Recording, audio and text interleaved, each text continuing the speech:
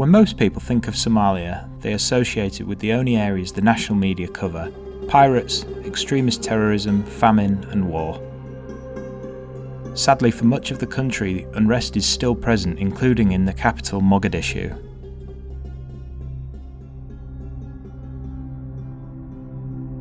However, there are areas of this country striving to make peace and live in harmony. In the north of the country lies the self-declared independent state of Somaliland. Somaliland is a self-declared independent state that's been fighting for recognition since the 1960s. Since then, Somaliland has managed to instate its own visas, currency, police force, and even access to reliable internet. The determination of this country and its people fascinates me, and I wanted to see what this region has to offer and a chance to meet and speak to some of the people who live and work in Somaliland. After researching ways to get there, I found a UK-based tour operator named Lupine Travel who offer overland tours via Ethiopia to Somaliland. So after talking to them and arranging an agreement, I packed my bag, booked my flight via Sweden and armed myself with my camera to begin my trip in Addis Ababa, Ethiopia.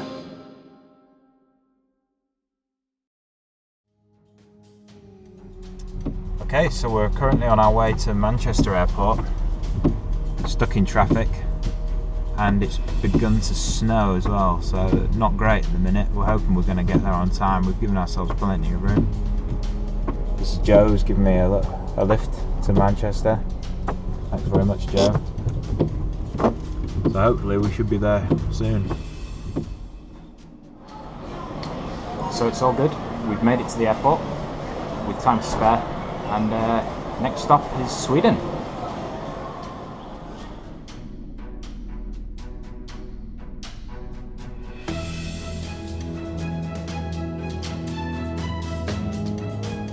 So we've made it to Sweden airport. We've got 5 hours laying over here before we catch the flight to Addis Ababa. So time for a beer, I think.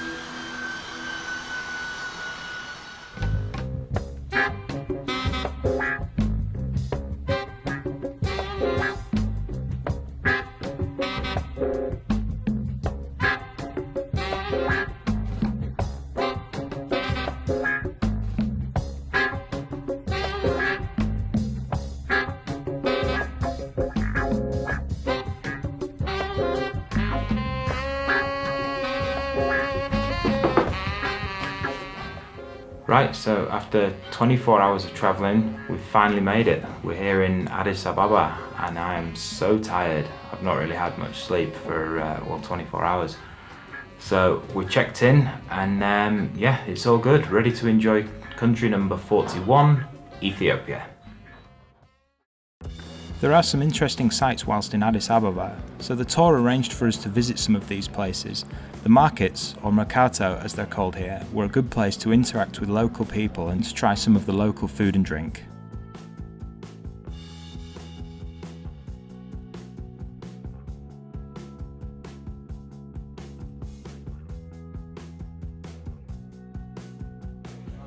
Okay, we've come to this coffee house. It's one of the oldest coffee houses in Ethiopia, in Addis Ababa. It's called Tomoka Coffee, and this is what it does. And it's brilliant, brilliant coffee.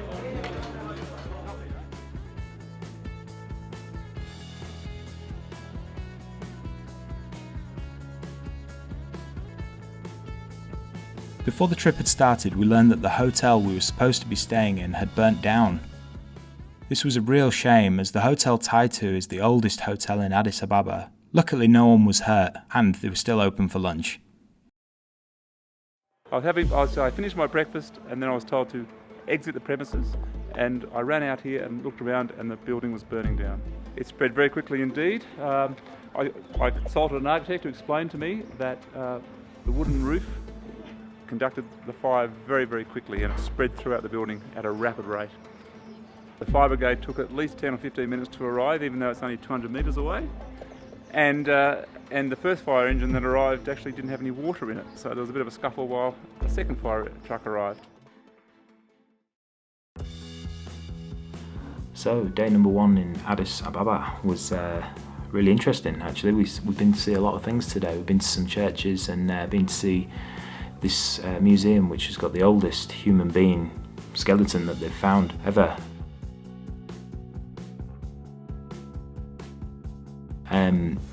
And then visited a coffee shop as well, which was brilliant. The coffee there was great. And then finally we went to this church parade, which was a big religious festival here, and everyone was singing and clapping, and it was really like the African experience that I wanted to have, so I was well chuffed with that.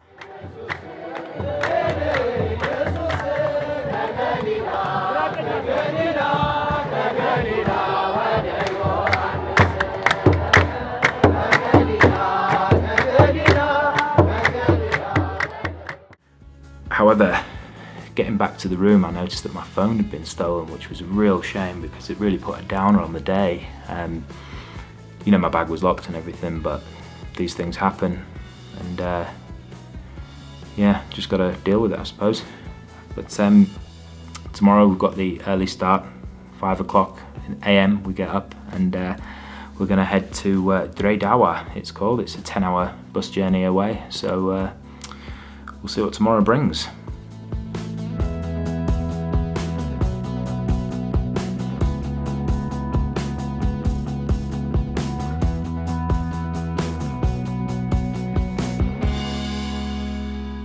We've stopped probably not even halfway, probably not even quarter of the way, but we're in the wilds of Africa now. We're in the middle of nowhere. It's just a little road, and that's the bus behind me, and we're going to continue on to Dawa. I think we're going to stop for some lunch next.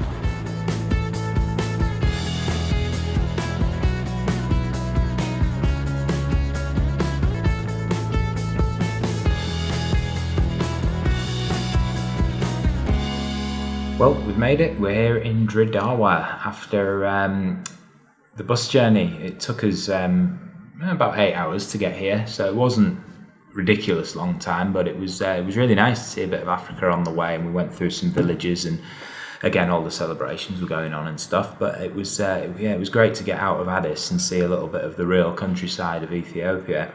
So we're here and we're in this fantastic hotel. It's called the Samrat Hotel.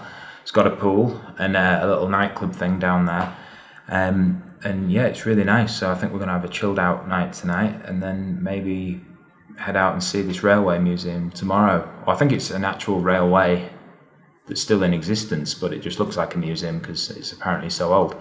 But yeah, we'll see.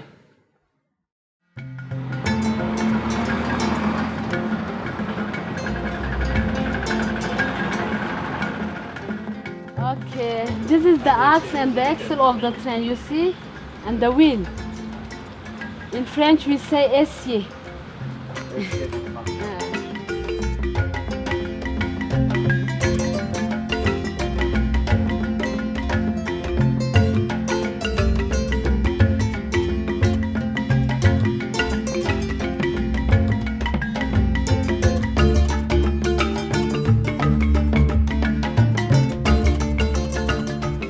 This is the Railway Museum.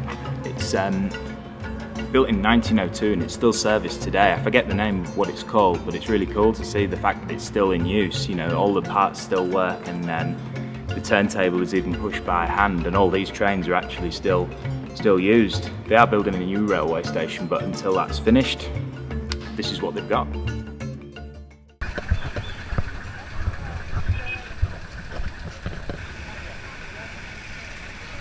This is a spice market, and it smells really nice as well. What do you think, Ian? Smell good? Yeah, better than the shit market. Better than the shit market, yeah. After visiting the Railway Museum and the spice markets, we boarded our bus to take us through the countryside to Harar.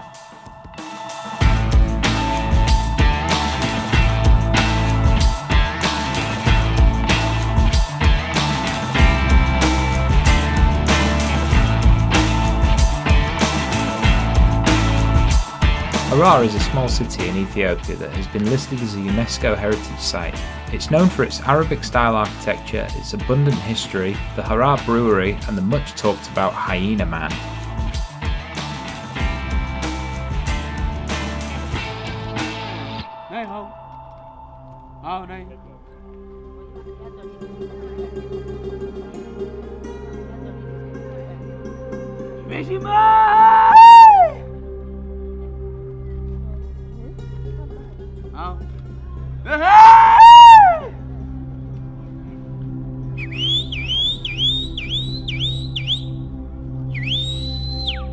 For a small fee, tourists can have a go at feeding the hyenas themselves, or have the hyena jump on their back to eat the food.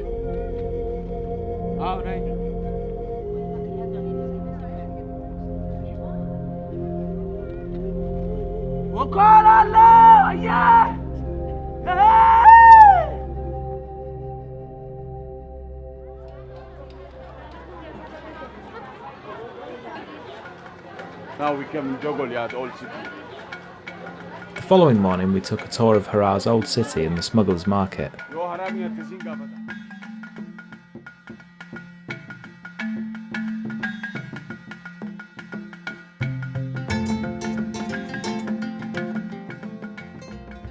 smell of the chilies is really strong. It gets to your throat. We had the chance to meet some of the friendly locals too before continuing through the city to visit the home of Sheikh Abadir. So this is a Harari traditional house. When I said Harari is the name of the ethnic group, the tribe that used to call Adare. And these people are originally indigenous from the city, like the Roda who own the house. And as we already have seen, like the Sheikh house also, always we have these different seats with different level. Occasionally when they are gathering, the people are sitting according to their age. The oldest go upstairs, the youngest come down. The owner of the house will be here where I am now. Otherwise this room, just for salon, for having coffee or chat, they will never sleep here. The bedroom is upstairs. We then visited the Harar Coffee Company, where you could buy some of the freshly ground coffee. The roasting room was unbearably hot and the workers spend all day in here preparing the coffee. You could smell the coffee from right down the street. The final stop of the day was the Harar Brewery for a well-earned drink. This company makes the beer from the on-site Janila spring, plus a non-alcoholic drink aimed at the Muslim population of Ethiopia.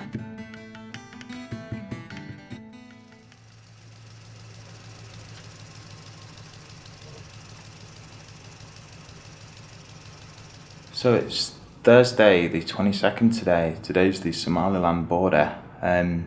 Really excited about crossing now. I feel like I've seen quite a bit of Ethiopia and I'm ready to move on to another country. So yeah, Somaliland, here we come.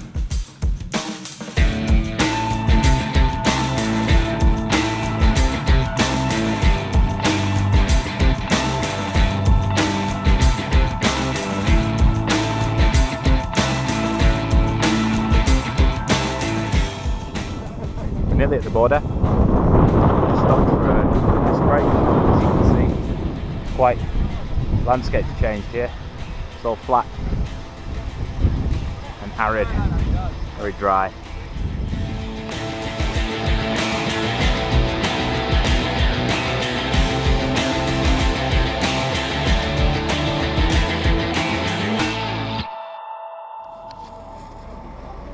So this is Ethiopia border behind me now.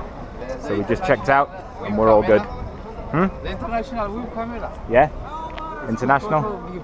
It's what? What is this? He's a wave. Does it say hello? No, wave. No. It's not wave. Okay. Wave camera. So now we have to walk to the Somaliland border, which is just 100 meters this way. And then sign in immigration there. Hello.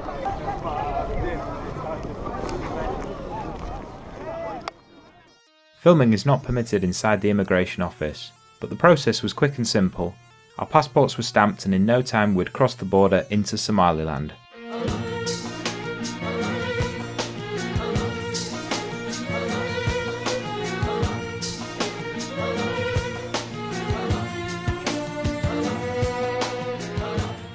drive to Somaliland's capital, Hargeisa, took around 2 hours.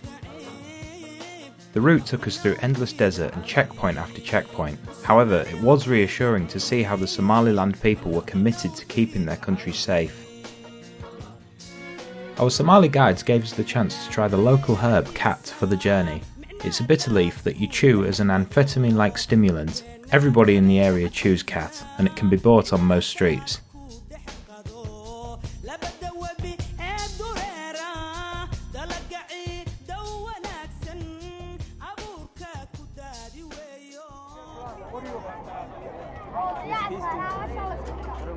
The next day, our guides took us to see one of the largest livestock markets in Somaliland.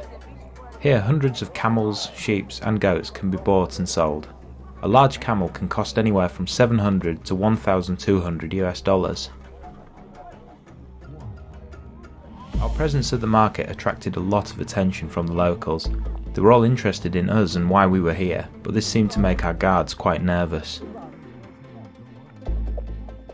Whilst travelling in Somaliland, tourists are required to be accompanied by armed guards outside the capital of Hargeisa because of the damage a potential kidnapping of a foreign tourist would have to its increasing reputation.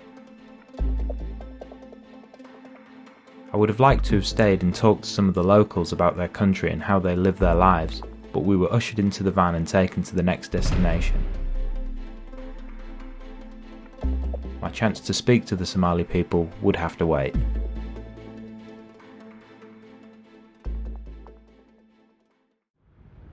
On our way out of the city, we stopped to take in some of the panoramic views of Hargeisa.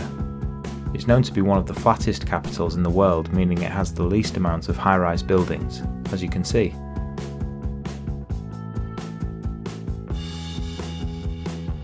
That afternoon, our Somali guides drove us out of the city to visit Nasa Hablud, also known as the Virgin Breast Mountains.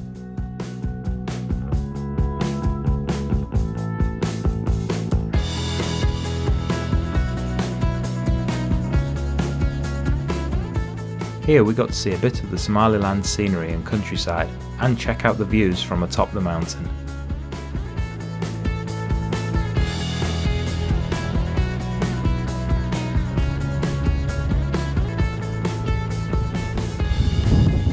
So these are the mountains that apparently look like breasts over here.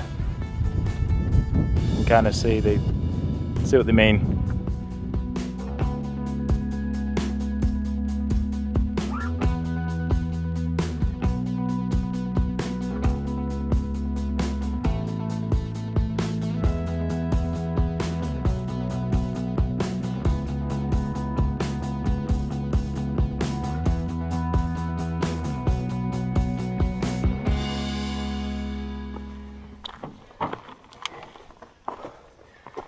Getting a bit of a sweat on now. Hey? Said we're getting a sweat on now. Great view though. Oh, that's it, we're at the top. Oh, good.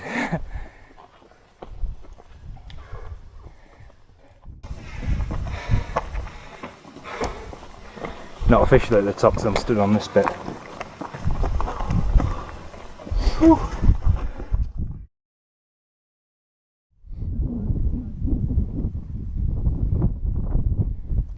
So this is at the top of one of the breast mountains. I think we're on the left breast, the perkier one.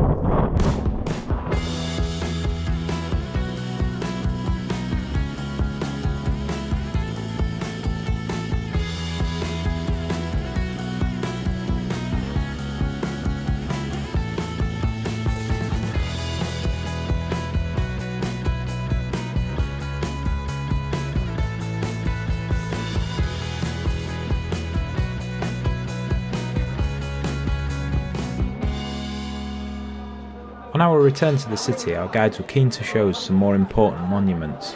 First was the Independence Monument, built to symbolise Somaliland's assumed independence from the rest of Somalia.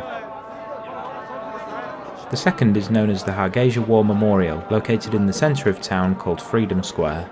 The areas around the monument were busy, as if people were proud to look up at them, and you could really feel the sense of community spirit amongst the locals.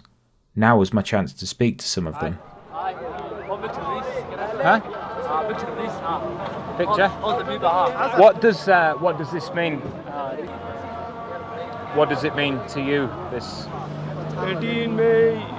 It has been crushed for this country, the people of this country. yeah, 1988. recognition. Yes. For this place, it is remember. Yeah. It is remember for this place in here. I was told about the memorial and how the Somali Air Force plane had crashed nearby and was put here, dedicated to the 50,000 casualties of the attacks on Hargeisa in 1988 by Siad Barre. The president of 1998 is Somalia, which is called Siad Barre, bombing air by air here. Right. Okay. These people. Yeah. These people. And they killed hundreds of our hundred thousands of our people, and women, children, adults, and they did to us in a bad way. They behaved in a bad way, and so this what we totally have now, and to remember and what happened to us before, and we don't know where the wall were at that time. Now, if every single happened to a single country, and all the world country knows and broadcast to the journalists. So, thank you if you come now and going to tell the world how this happens. So today we've been around Hargeisa, and this is Hargeisa here, the city, and it's been really good. The people are really different and friendly here from Ethiopia, but we've stopped to talk to a lot of people today, and they seem really keen to tell you about their city and about the culture here, and you know what's going on with trying to gain independence from Somalia and stuff. Although a few people have said to us about be careful at night, so you know, don't go out at night. So I'm not sure really how to feel about that, because it seems okay now, but I guess you don't want to tempt fate. So this is the city, and it's you know, nice, safe here up on the roof. This is the hotel that we're staying in, and it's really nice. So today we've also been to the mountains where you can climb. So we've been to see those, and they were really good. Some good views from the top. Nice to get out for a bit of a walk as well. And yeah, I think we're just going to enjoy our final night here in Hargeisa. Just maybe get some food and then stay in.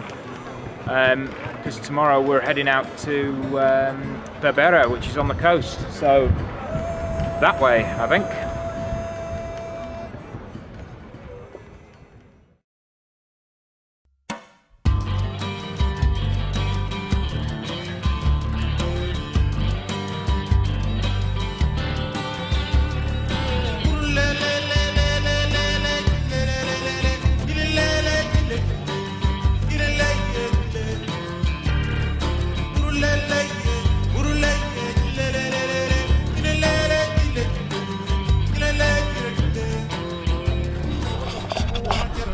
So we're going to see the cave paintings now.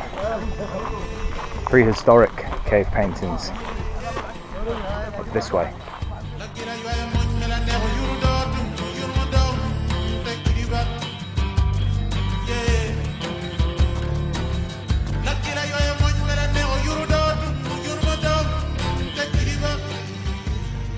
The cave paintings, or Lasgil as it's known locally, are located halfway between Hargeisa and Berbera and well worth a visit. These paintings were only discovered in 2002 and are estimated to have been created over 10,000 years ago. They are now considered to be some of the oldest and best preserved examples of rock art in the world.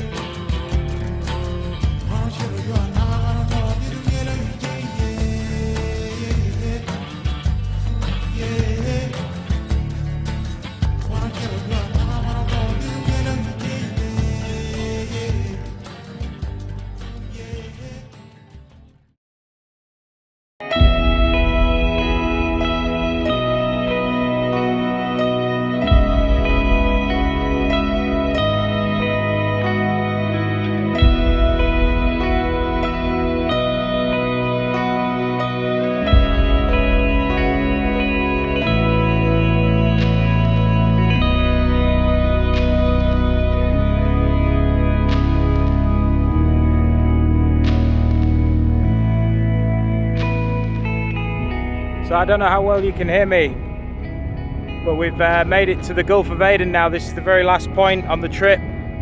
A town called Berbera, with these shipwrecks here from the Somali war, the civil war. Left all this stuff behind. Very windy.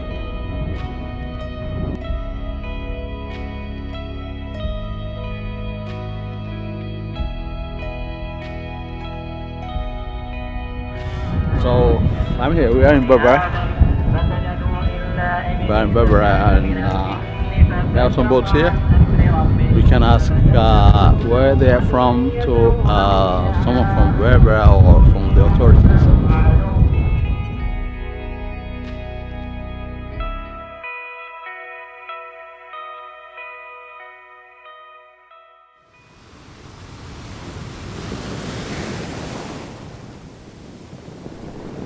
Okay, we're on the beach here in Berbera, Somaliland, so let's go check out that water.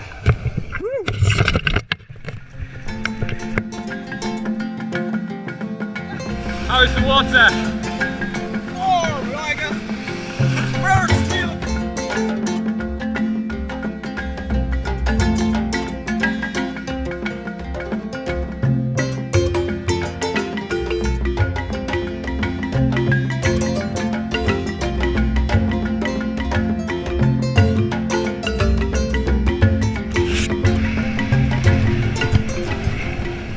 So this is it.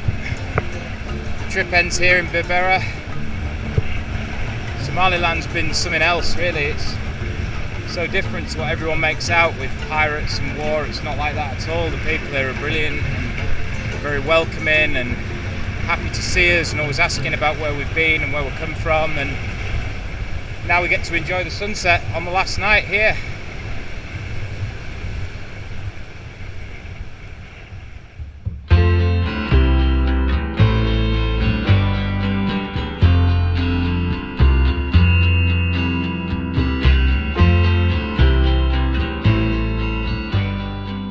On my return into London, I never before understood how good we actually have it in the UK, with freedom of speech, decent roads everywhere and a good healthcare system. Having had the opportunity to visit Somaliland and Ethiopia and talk with some of the locals, I really feel that, although these countries have very little, the positive spirit and hospitality of the people we met has left me humbled. And deep down, we're all just the same. We all have families that we care about and we all just want to live in peace and happiness. Some of the experiences we had as a tour group I'll remember forever. Going with such a well-organised tour really made a difference, and I had the pleasure of meeting some of the most interesting people I have ever spoken to. The new friends I had made within the tour group and along the route through the Horn of Africa have made a lasting impression on me. We are going to retain our independence, but we would like to remain friends with Somalia. We would like to cooperate with them, but as far as our independence concerned, it's not I who had decided, it's not my government who decided, it's the people of Somaliland and the history of Somaliland which has decided that Somaliland is going to be. And Somaliland has always been a different country. I hope now that the rest of the world will see this video and it will help the people of Somaliland gain the independence and recognition they so truly deserve.